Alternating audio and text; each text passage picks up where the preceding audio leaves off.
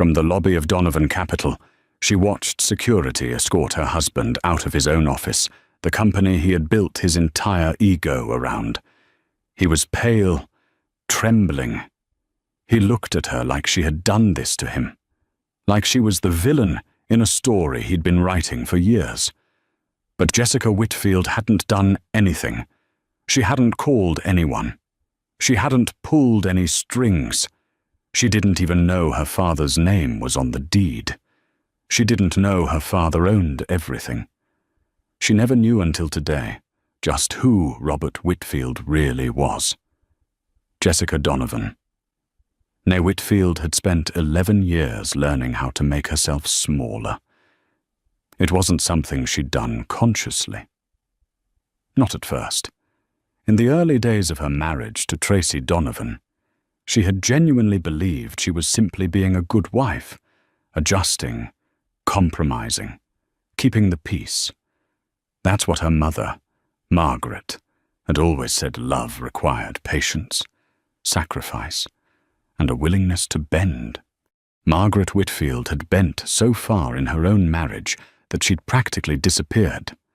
And Jessica, watching her mother move quietly through their large Connecticut home like a ghost who needed permission to be seen, had absorbed this lesson deep into her bones. Jessica had grown up in a house that looked wealthy from the outside, a handsome colonial on 4 acres in Westport, Connecticut, but was decorated with a peculiar kind of restraint that she never fully understood as a child. Nice furniture, but not extravagant. Good schools, but not the most elite. Her father, Robert Whitfield, drove a 10-year-old Volvo wagon and wore the same 3 sport coats in rotation. He worked, he said, in private investments. He was away often. When he was home, he was gentle and present, reading to her on the back porch, teaching her chess, taking her fishing at Compo Beach on Sunday mornings. He smelled like cedar and pipe tobacco he'd given up years ago. He told her, more times than she could count, "Jessica Bear, you are the most valuable thing in any room you walk into. Don't let anyone convince you otherwise." She had believed him then. She was less certain now. At 34, Jessica taught art history at a small private academy in Greenwich. She had a master's degree from Yale, a half-finished manuscript about Baroque portraiture, and a marriage that had curdled so quietly and so slowly she hadn't realized it had gone sour until she was already drowning in it. Tracy Donovan was, by most accounts, impressive. He had built Donovan Capital, a mid-market private equity firm in Midtown Manhattan, from a seed fund and relentless ambition into a company managing roughly $2 billion in assets. He was featured in Forbes at 38.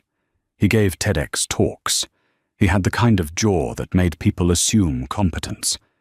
He was also, behind closed doors, a man who checked Jessica's phone without asking, who criticized the way she loaded the dishwasher, who told her in a quiet, reasonable voice that her opinions on his business were sweet but not useful, and who had been sleeping with his head of investor relations, a woman named Cassandra Holt.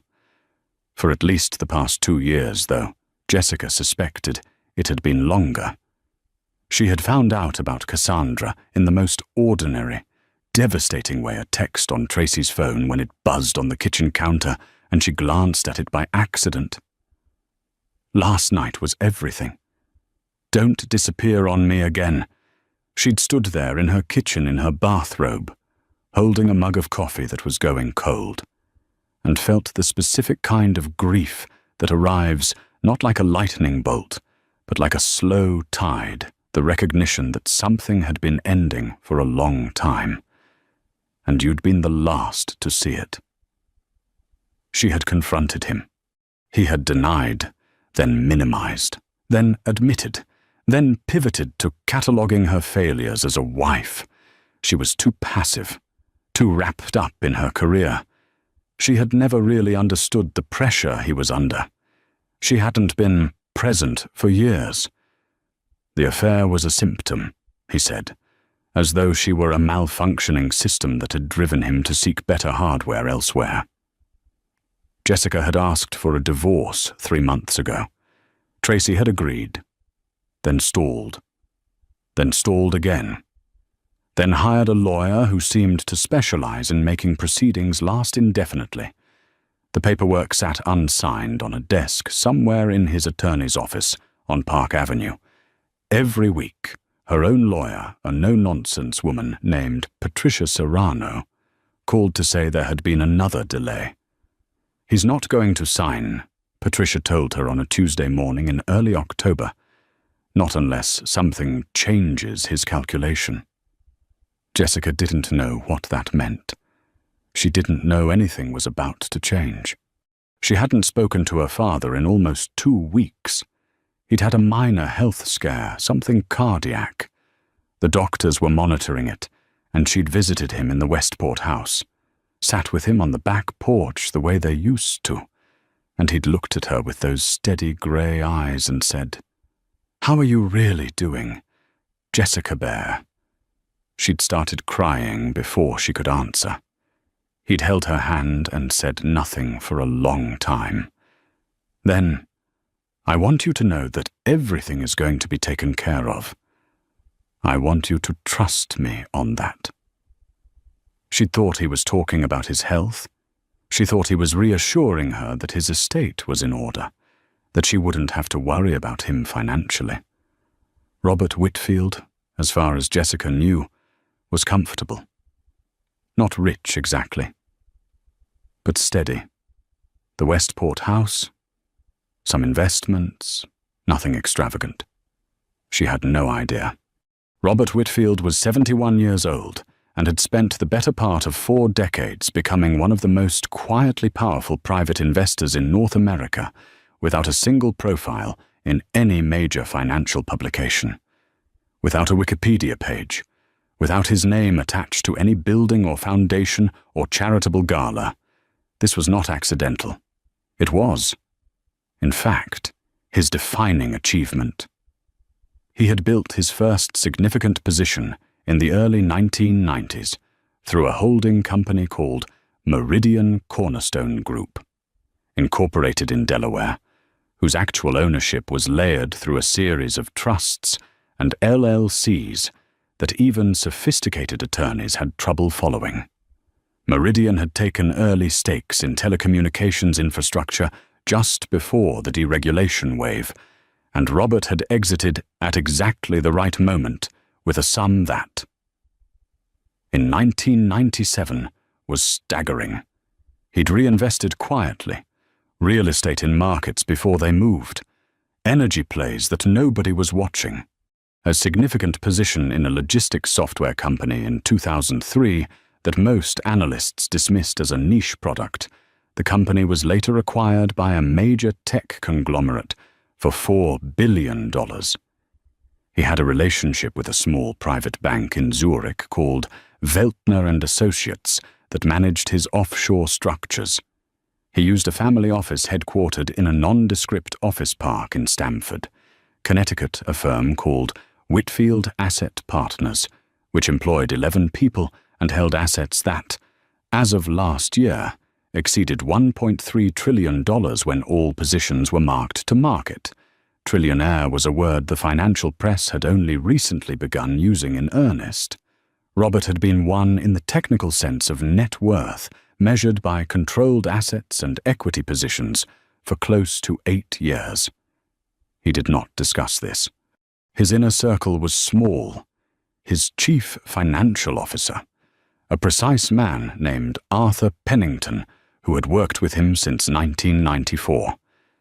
His estate lawyer, a woman named Diane Chu, and his personal accountant, Gerald Forsyth, who had recently retired and been replaced by a younger man from a firm in Boston. Margaret had known, in the way that spouses know things without being told explicitly. She had understood that Robert's business was substantial. She had not understood the full scope Robert had protected her from it, deliberately. partly out of old-fashioned instinct, and partly because he genuinely believed that visible wealth attracted the wrong kind of attention. They lived modestly. They drove ordinary cars. Jessica and her younger brother, Thomas, had gone to good schools on what appeared to be an upper-middle-class budget. Neither child had been told. Robert had his reasons. He had watched what happened to wealthy families, the entitlement that crept into children who knew they had a cushion, the way money distorted ambition, relationships, self-worth.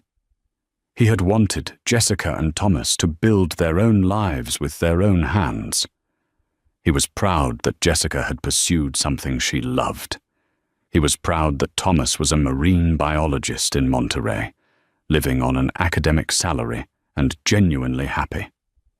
But watching his daughter's marriage collapse, watching Tracy Donovan, a man Robert had never liked and had accepted only out of respect for Jessica's choices, watching that man refuse to release his daughter from a marriage he had already destroyed. Using legal delays as punishment, something had shifted in Robert Whitfield. He had made a phone call to Arthur Pennington on a Thursday afternoon in mid-September. "I want you to tell me everything you can find on Donovan Capital," he'd said. "Structure, ownership, investors, debt exposure, everything." Arthur had come back to him in 48 hours. What he found was not entirely surprising, but was, in several respects, quite useful. Donovan Capital managed approximately $2 billion in assets, but the firm itself had liabilities that weren't obvious from the outside. A significant fund, Donovan Capital Fund 3, was underperforming its benchmark by nearly 18%. Several limited partners were quietly evaluating their positions. The firm's largest anchor investor, a family office out of Dallas called Hargrove Private Capital, had been expressing, through back channels, a desire to reduce its exposure. Hargrove Private Capital's principal was a man named Randall Hargrove, 73, who Robert Whitfield had known for 25 years. Robert called Randall on a Sunday morning. "Randall," he said, "I understand you might be looking to restructure your position in a certain mid-market PE shop in New York." There was a pause on the other end of the line. Then, cautiously, "You have good ears, Robert. I'd like to acquire your position and potentially make a full offer for the firm," Robert said. "I'd also like to make sure it's structured correctly through the appropriate vehicles. Nothing visible." Another pause. This personal. "Robert." "Yes," Robert said simply.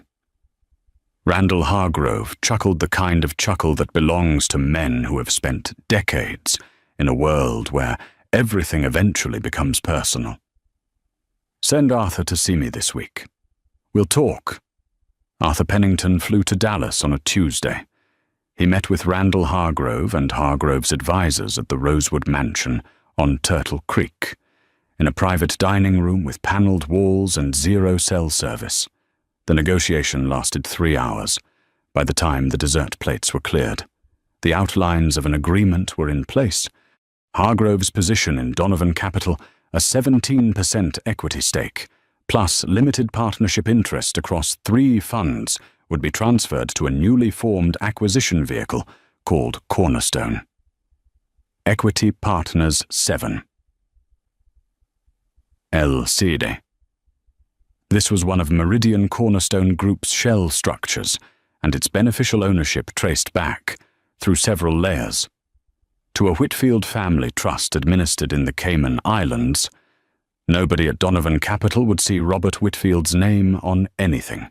Over the following 6 weeks, while Jessica waited for divorce papers that never came, while she taught her students about Caravaggio and graded papers at her kitchen table and cried in her car on the way home from Patricia Serrano's office, Arthur Pennington worked quietly and methodically. He acquired Hargrove's position. He approached two other limited partners who had grown disenchanted with Tracy's performance and were facing their own liquidity needs. A pension fund administrator in Ohio, a sovereign wealth management account managed by a firm in Toronto. Both sold their positions to Cornerstone Equity Partners 7, discreetly, over 60 days. By the time October arrived, Cornerstone held a controlling interest, 53% of Donovan Capital's equity, plus majority voting rights in the general partner entity. Tracy Donovan, absorbed in a fundraising roadshow for Fund 4 and managing the Cassandra Holt situation she had begun making noises about wanting something more permanent, had not noticed. His CFO, a meticulous man named Gregory Firth, had noticed some unusual secondary market activity in the firm's LP register. He had flagged it internally. Tracy had dismissed it as normal portfolio rebalancing among institutional investors. Arthur Pennington then made a second series of moves. He retained a proxy advisory firm in New York, one of the more discreet boutiques, run by a former securities attorney named William Oates, to formally notify the Donovan Capital Board of Directors of Cornerstone's controlling stake and to exercise its shareholder rights. The notification arrived on a Monday morning by certified letter and simultaneous email to the board's external counsel. Tracy was in a breakfast meeting at the Grill on Park Avenue when his phone rang. It was Gregory Firth. The CFO's voice was 2 registers higher than normal. "Tracy," Gregory said, "I need you to come back to the office. Right now." Jessica was standing at her whiteboard in her classroom, a photograph of Vermeer's girl with a pearl earring projected behind her. Her students half awake in their seats when her phone buzzed with a text from Sophie Caldwell, her best friend since graduate school. "Are you near your phone?" "Something is happening. Call me when you can." Sophie was a financial journalist who worked for a publication called The Ledger Review, a boutique business-focused outlet with a readership of mostly institutional types. She was careful, precise, and not prone to drama. Jessica dismissed her class 5 minutes early. She called Sophie from the hallway. "Okay," Sophie said, without preamble. "This is going to sound insane, but there's chatter all over the financial community this morning. Donovan Capital apparently got a notice from a new controlling shareholder, some entity called Cornerstone Equity Partners 7. Nobody knows who's behind it. The street's going crazy trying to figure it out." Jessica frowned. "What does controlling shareholder mean?" "It means someone bought enough of the firm to have effective control over its operations and board. Tracy doesn't control his own company anymore, Jessica, or at least not without this new entity's consent." Jessica sat down on a bench in the hallway. A student walked by and said good morning. She nodded vaguely. "How does something like that happen without Tracy knowing?" she asked. "Secondary market transactions," Sophie said. "Buying LP stakes from existing investors. It can happen under the radar if you do it carefully. And whoever did this, they did it very carefully. We can't find a name attached to Cornerstone. Everything traces back to Delaware, and then goes dark." Jessica said nothing for a moment. Something cold was moving through her, not quite fear, not quite excitement. Something else. Recognition, maybe. Though she didn't yet know what she was recognizing. "Sophie," she said slowly. "Cornerstone. Is there any connection to a company called Meridian Cornerstone?" There was a pause. "Where did you hear that name?" "I don't know," Jessica said. "I think I saw it somewhere, on a piece of paper at my parents' house, years ago. I never knew what it was." Sophie was quiet for a long moment. "Then, Jessica, I need to ask you something, And I need you to be honest with me. Is there anything about your father's financial situation that you might not know?" The cold thing moved through her again. Deeper this time. She drove to Westport that afternoon. Margaret answered the door and knew immediately from Jessica's face that something had shifted. She brought her inside without asking questions, poured tea she'd already had made as though she'd been expecting company, and sat at the kitchen table with the expression of a woman who had carried a secret for a very long time, and was not entirely sad to see it begin to surface. Robert was on the back porch. He was wearing a flannel shirt and reading a paperback, a naval history he'd had on his list for 2 years. He set it down when Jessica came through the screen door and looked at her with those grey eyes, and something in them already said, "I know why you're here." "Dad," Jessica said. She sat down across from him. The afternoon light was low and gold over the yard. Somewhere in the neighborhood, a lawnmower droned. "I need to ask you something, and I need a real answer." "All right," he said. "Who is Meridian Cornerstone Group?" He held her gaze. He didn't flinch. He took one long breath. "It's mine," he said. "It's one of several holding structures that belong to our family trust." Jessica stared at him. "What does that mean?" "It means it's a company I control," he said, "through a series of legal entities."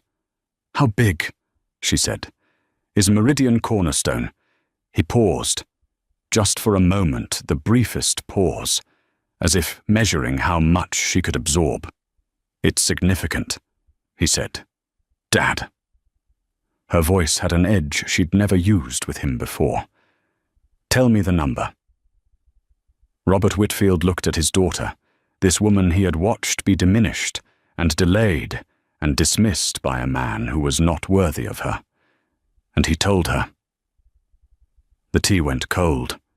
The lawnmower stopped somewhere down the street.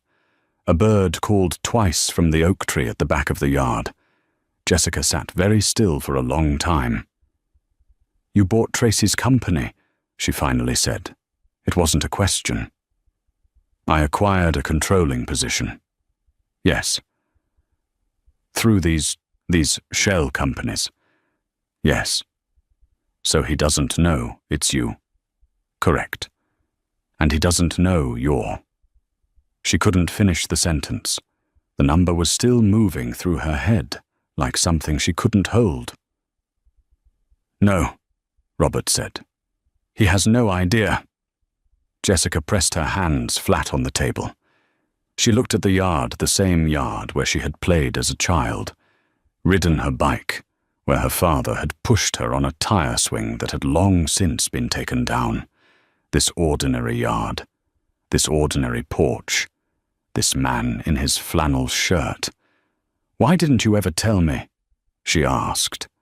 Her voice cracked, though not with anger, something more complex, something that was hurt and awed and overwhelmed all at once. Robert Whitfield leaned forward. "Because I wanted you to be you," he said. "Not someone's wealthy daughter, not an heiress. I wanted you to wake up every day and do something because you loved it. And you did. You do." He paused. "I never doubted you needed the money to be happy. You didn't. But when that man..."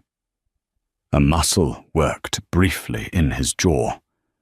"When he started using the legal system to trap you, I decided it was time to use what I have." Jessica looked at him for a long time. Then she said, "What happens now?" "Arthur Pennington is calling an emergency board meeting at Donovan Capital on Friday," Robert said. "As controlling shareholder, Cornerstone has the right to restructure the board and review existing management arrangements. Tracy can be removed as CEO by board vote." He paused again. "Or he can be given an alternative." What alternative? Robert's expression was steady, calm, implacable. "He signs the divorce papers. He agrees to Jessica's terms on the settlement, and he walks away from a formal board review. He steps down with a face-saving announcement, pursuing new ventures. The usual. His reputation stays intact. His fund investors are never told about the Fund 3 performance failures or certain other irregularities that Gregory Firth has apparently been documenting. Jessica's eyes widened. What irregularities? Expense account abuses. Certain investor communications that overstated Fund 3's projected returns. Nothing criminal, but enough to attract regulatory attention if the right people asked the right questions. He said this without relish, just fact. Arthur believes he'll understand the situation clearly. Jessica sat back. She felt strange, not triumphant, not relieved. Something more complicated. Like standing at the edge of a vast landscape she hadn't known existed, and realizing she had been living in a small corner of it all her life. "Dad," she said quietly, "did you do this for me, or did you do this because you wanted to?" He almost smiled. "Both," he said. "Can't it be both?" The Donovan Capital offices occupied the 31st and 32nd floors of a building on 6th Avenue, with views west towards the Hudson. The boardroom was glass-walled and furnished with the aggressive minimalism of a firm that spent considerable energy performing competence. Tracy Donovan sat at the head of the table on Friday morning. He was wearing his best suit.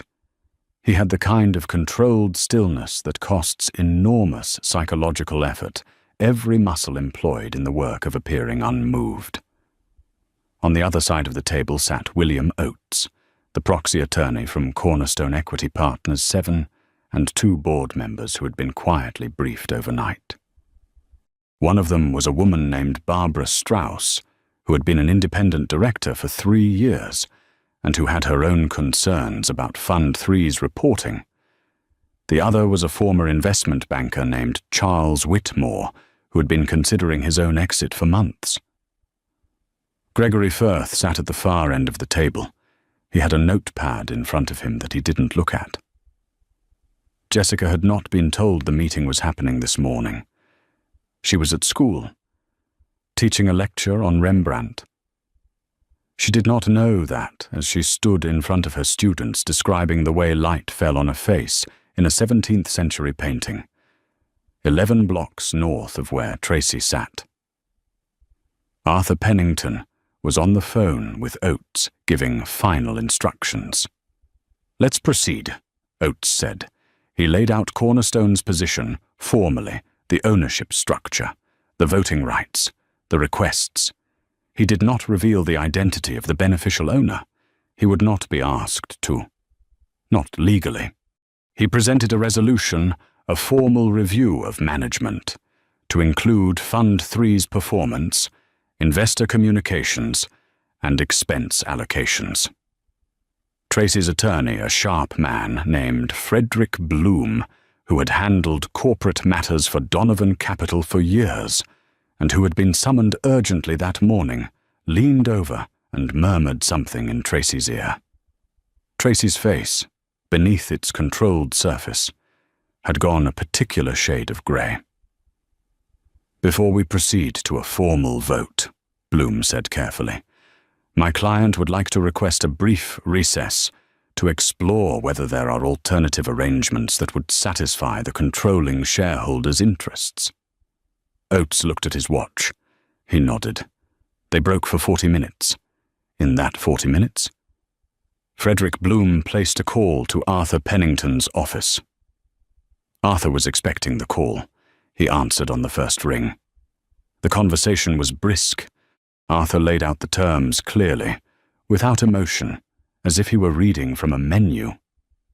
Tracy signs the divorce papers. With settlement terms as Jessica Donovan's counsel, Patricia Serrano had originally requested, including the Greenwich townhouse, appropriate spousal support, and a clean legal separation. Tracy steps down from CEO within 60 days, framed publicly as a voluntary leadership transition. The board review is tabled. The Fund 3 investigation is closed internally. No regulatory referral. Bloom said he would need until the end of the day. Arthur said he would need an answer by 3 o'clock. At 2:47 p.m. Frederick Bloom sent a single text to Arthur Pennington's phone. He agrees. Papers will be signed by close of business Monday. Here is the part that nobody planned. Tracy Donovan was not a stupid man. He was many things vain, disloyal, self-serving, emotionally avoidant. But his mind worked quickly in adversarial situations, and the situation he found himself in had the quality of something personal. The precision of it, the timing, the fact that it arrived just as his divorce proceedings had stalled to their most intractable point. He started asking questions that weekend. His personal investigator, a former NYPD detective named Carl Musso, who Tracy had used before for matters he preferred not to discuss, began pulling threads on Cornerstone Equity Partners 7. He traced the Delaware Incorporation, the registered agent, the standard paper trails that most people would hit a wall at and stop. Carl Musso didn't stop. By Sunday night, Musso was on the phone with Tracy, in a voice he reserved for results he wasn't sure the client would appreciate. "The structure is tight," Carl said, "but there's a family trust in the chain that leaves a trace if you know what to look for. The beneficial owner of that trust, the grantor, going back to the original instrument, is a Connecticut resident, male, 71 years old. Silence on the line. "His name is Robert Whitfield," Carl said.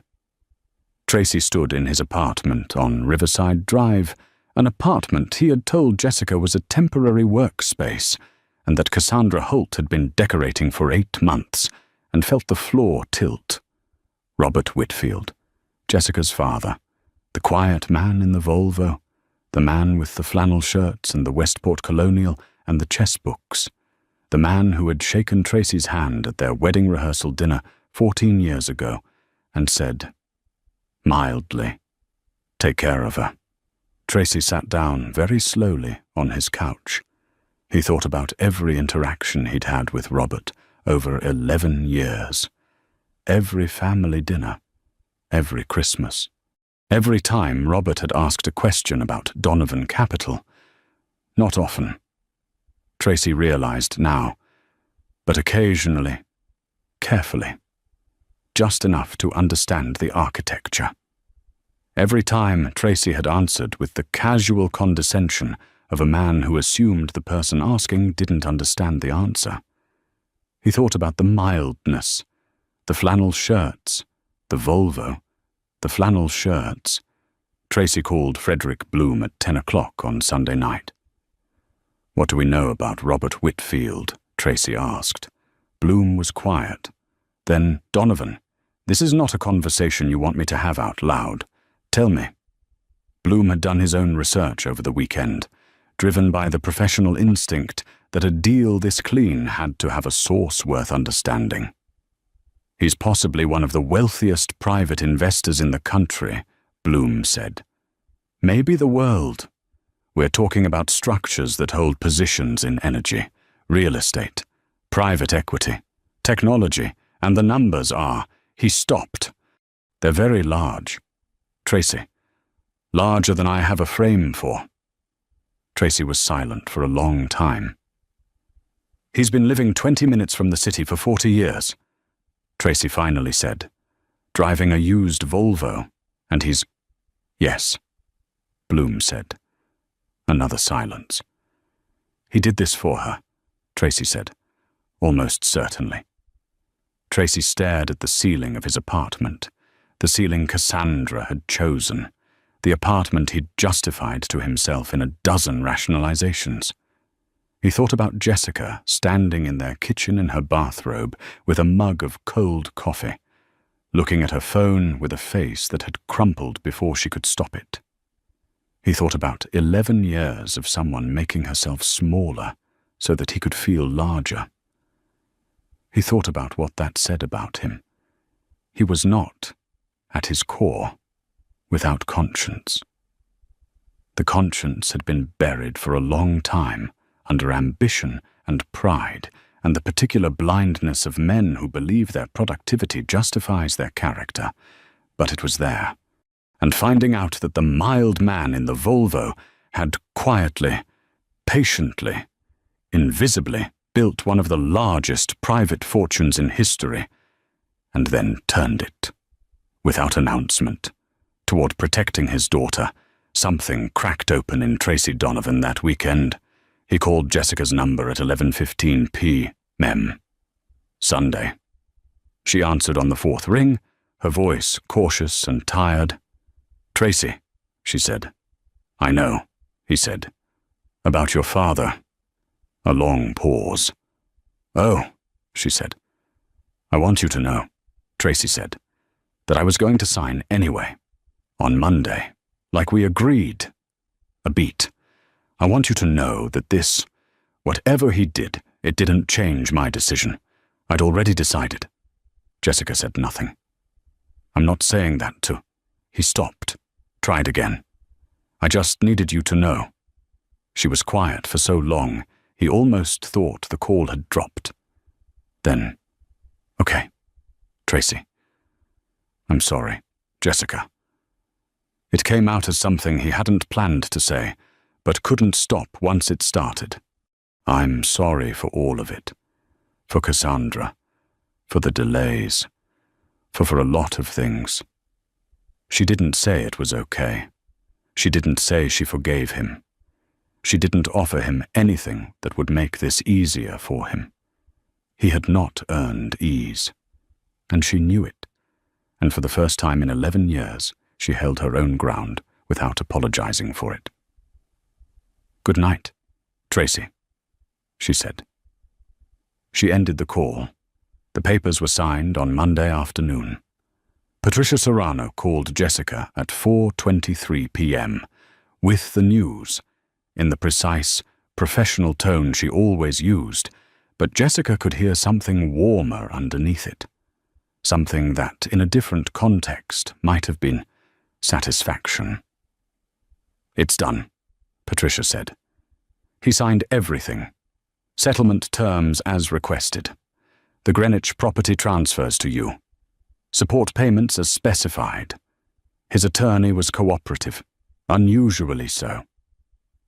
Jessica was sitting in her car in the parking lot of the academy. The October light was the particular amber color it gets in New England in the late afternoon, thick and low and slightly melancholy, the way good endings sometimes feel. "Thank you. Patricia," she said.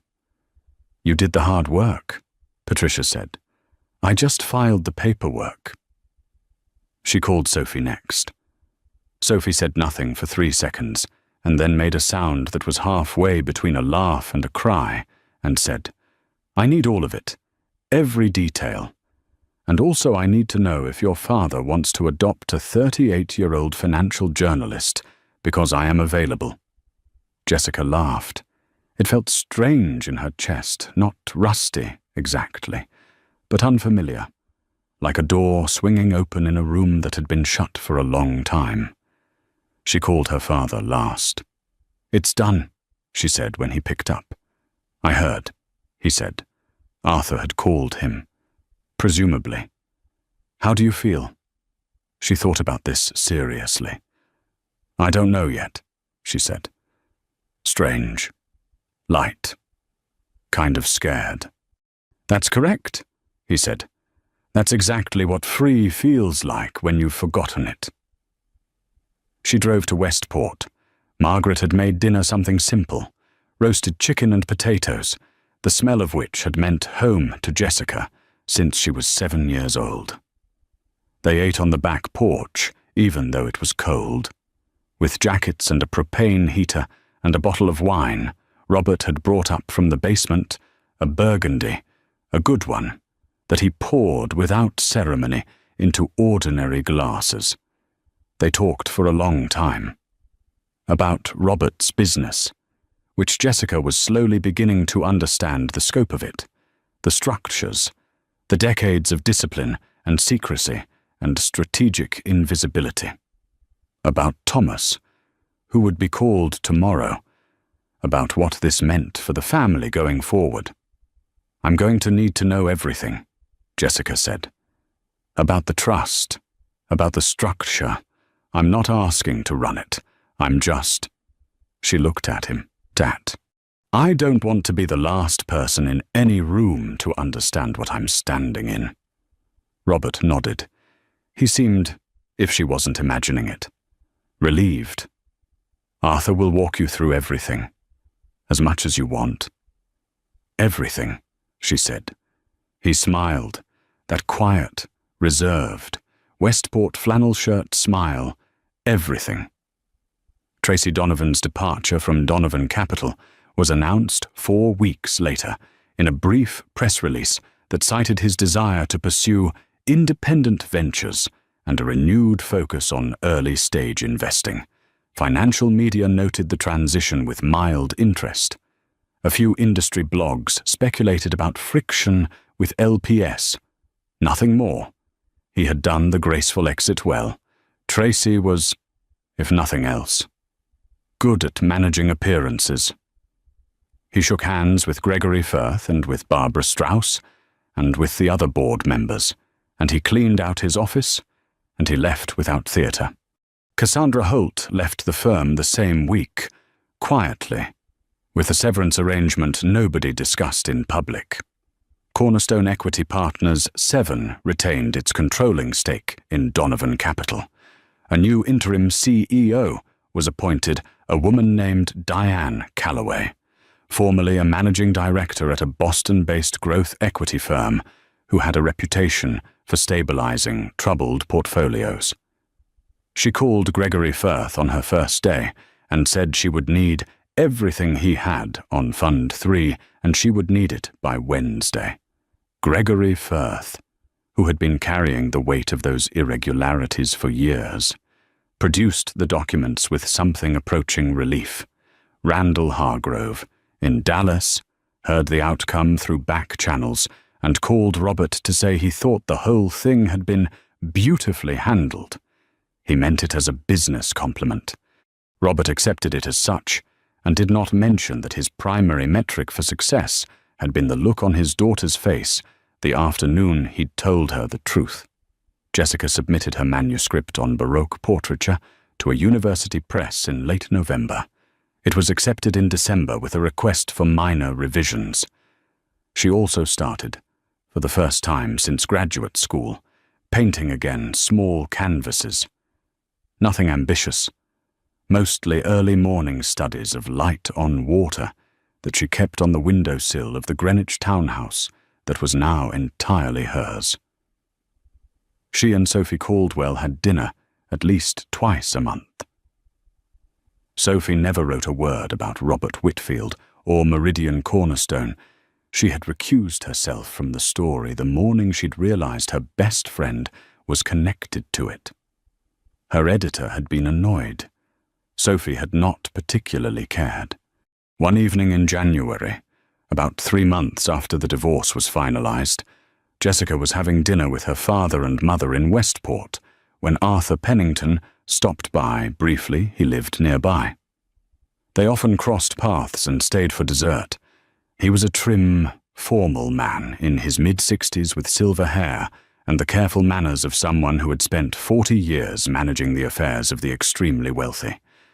He sat across from Jessica and talked about the family office with the kind of directness that told her he had been waiting for this conversation for a while. "Your father would like you to consider joining the advisory structure," Arthur said. "Not management, but involvement, understanding, continuity planning."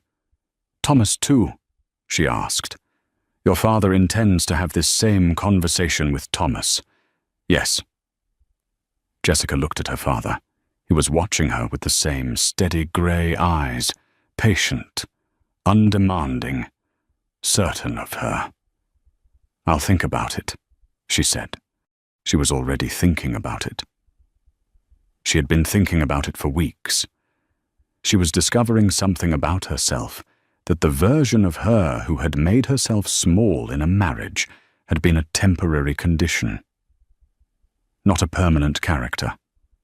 That the woman who existed underneath all that performance of smallness was someone capable, clear-eyed. And it turned out intensely curious about how power worked and where it went and what you could do with it if you refused to be impressed by it. She thought about the morning she'd stood in Donovan Capital's lobby. She had gone in with Patricia Serrano to collect documentation and watched security escort Tracy out of his own building. His face had been pale, bewildered, betrayed feeling, even though he had betrayed everything first. He'd looked at her across the marble lobby, and she had thought, "You had no idea what you were standing next to all that time." She hadn't said it. She didn't need to. She had held his gaze for one long moment, and then she had turned and walked out through the glass doors into the October morning, where a cold wind was coming off 6th Avenue, and the sky was that particular bright grey of a day that hasn't decided what it wants to be yet. And she had thought, neither did I. In February, on a Sunday morning that arrived with the particular grey stillness of a season not yet ready to become something else. Jessica drove to Westport.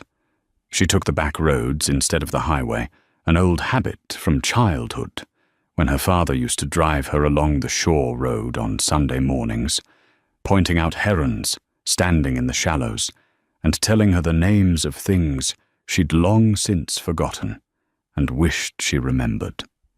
The Long Island Sound was flat and silver under the overcast sky. A few boats sat at their winter moorings, bare-masted, rocking slightly in water that looked cold enough to stop your heart. She drove slowly, without music, and let the quiet do what quiet does when you're finally in a place in your life where you can tolerate it. The Westport house looked the same as it always had, the colonial exterior, the shutters that needed repainting every few years and always got it just slightly past due, the old oak tree in the front yard that had dropped the last of its leaves months ago and now stood in the kind of skeletal dignity that winter trees manage so much better than people. She sat in the car for a moment after she turned off the engine, not for any particular emotional reason, just because there was no longer anyone in her life making her feel guilty for taking a moment to herself. She knocked and then pushed the front door open the way she had since childhood. Margaret was in the kitchen, the Sunday radio program on low, something classical that floated through the rooms like warm air. Her mother looked up from the crossword she'd been working on at the kitchen table and said something with her eyes that she didn't say out loud, a kind of welcome that was also an acknowledgement. The way mothers communicate when they understand that their children have crossed some invisible threshold and are standing, for the first time, in new territory. "He's on the porch," Margaret said. "Of course he is," Jessica said. She poured herself a coffee from the pot on the counter, the same drip coffee maker her parents had owned for 15 years, stained from decades of use, working perfectly, and went through the back. Robert was in his usual chair with his usual book, the naval history he'd been working through in chapters across the winter, and his coffee on the side table, next to a folded section of the Sunday paper he'd already finished. He was wearing the grey flannel shirt she associated so deeply with home that the sight of it still had a physical effect on her, some compression in the chest that was not sadness, but something adjacent to it. The feeling of being in the presence of everything that has ever mattered to you. He set the book down when she came out. He didn't make a production of it. He simply looked at her with those steady grey eyes and waited. She sat across from him. The yard was bare and brown, still wearing its winter face, the thin February snow from 2 nights ago, still lying in patches on the ground where the shade kept it from melting. The garden beds, flat and grey. The tire swing, long gone. The oak at the back of the yard holding its ground, like something that had decided. 100 years ago, not to be bothered by seasons. They didn't talk for a while. This had always been one of the things she loved most about her father, that silence with him had never felt like absence. It felt like company, like two people existing comfortably in the same space without needing to perform for each other. Tracy had hated silence. He'd filled every room with noise, the television, music, his own voice cataloguing the events of his day, and she had understood now, at some distance, that the noise had been its own kind of control. Silence left too much room for things he didn't want examined. She watched a sparrow land on the fence at the back of the yard and leave again almost immediately, as though it had arrived at the wrong address. "Can I ask you something?" she said. "Always." Her father said. The name. Meridian Cornerstone. She turned her coffee mug in her hands. "I've been thinking about it since you told me. Why Cornerstone? Of all the things you could have called it." He was quiet for a moment, in the way he was quiet when he was genuinely reaching for something, not performing consideration, but actually conducting it. The distinction was one she had learned to read over decades. The wind moved through the oak at the back of the yard with a low sound that was almost like something trying to speak. "When I made my first significant investment," he said, "I was 29 years old, younger than you are now. I had a little money, a lot of ideas, and an almost paralyzing terror of getting it wrong." He looked at the yard. Not at her, the way he always did when he was telling her something true. "I spent 3 months staring at a single decision, a telecommunications position that, by any rational analysis, was correct. And I kept not pulling the trigger, because I kept thinking, what if I'm wrong? What if I lose it? What if this one decision undoes everything?" She waited. The sparrow came back, or a different sparrow, she couldn't tell. "A man I respected told me something around that time," her father continued. "He said that the problem with trying to make perfect decisions is that perfection doesn't build anything. It just protects against loss. He said the best investors he knew weren't trying to be right. They were trying to build something, and they accepted that some of it would fail, because that was the cost of building." He paused. He called it laying cornerstones. You put down something solid, as carefully as you can, and then you build on top of it, and then you build on top of that. You don't get to see the finished structure when you're laying the first stone. You have to trust the foundation. Jessica looked at him. "Did you trust it?" "Eventually," he said. "Not at first. At first I was terrified every day for about 3 years." He picked up his coffee, took a measured sip, set it back down. "But I kept laying stones, and then one day I looked around and there was something standing where there hadn't been anything before." She was quiet for a moment. Then she said, "Is that what you think you did with us, with me and Thomas?"